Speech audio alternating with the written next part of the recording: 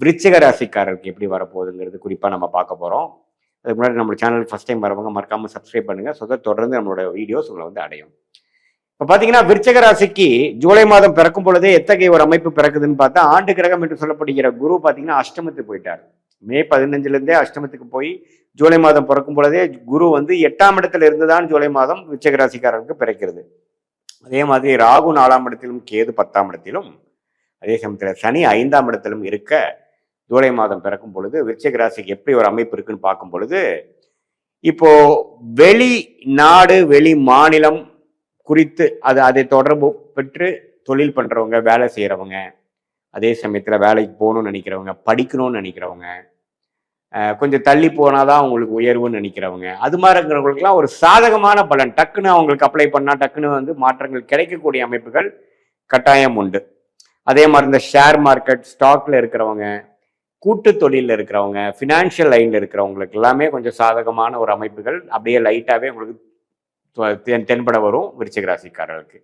அதே சமயத்துல 4-10 ராகு கேதுகள் சம்மந்தப்படும் பொழுது தொழில் விஷயமாக, வேலை விஷயமாக பல மாற்றங்களை கொடுக்கும்.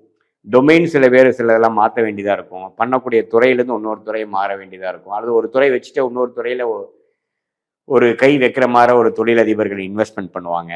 அதே சமயத்துல இடம் சார்ந்த விஷயங்கள், வீடு, வண்டி, வாகனத்துல சில மாற்றங்கள், கொஞ்சம் அப்கிரேட் பண்றது, அல்லது வித்துட்டு ஒன்று வாங்குறது, இருக்கிறத வந்து ஒண்ணுமே வந்து ஆல்ட்ரேஷன் பண்றது, இது மாதிரிலாம் நிறைய விஷயங்கள் நடக்கக்கூடிய ஒரு அமைப்புகள் கட்டாயம் உண்டு விருச்சிக ராசிக்காரர்களுக்கு. தாயார் விஷயம், அவங்களோட உடல்நலை விஷயமும் கொஞ்சம் பார்த்துக்க வேண்டியதா இருக்கும்.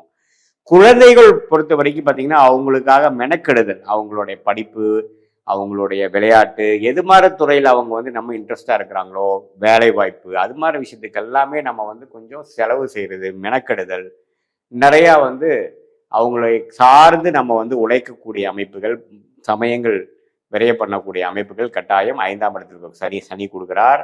அதே சமயத்துல மூத்த சகோதர சகோதரிகள் அவங்களுக்கெல்லாமும் உங்களுக்காகவும் சில விஷயங்கள்ல கருத்து வேறுபாடுகள் வந்துட்டு போகிற மாதிரி அமைப்புகள், அது மாதிரி விஷயங்களும் உண்டு. அதே சமயத்துல கணவனா இருந்தா மனைவி, மனைவியா இருந்தா கணவரிடையே கொஞ்சம் கருத்து வேறுபாடுகளும் வந்து போகக்கூடிய அமைப்புகள்லாம் இருக்கும். அதனால கொஞ்சம் பொறுமையாக இருக்க வேண்டிய ஒரு காலகட்டமாக இருக்குதுங்கிறது நாம தெரிஞ்சுக்கணும்.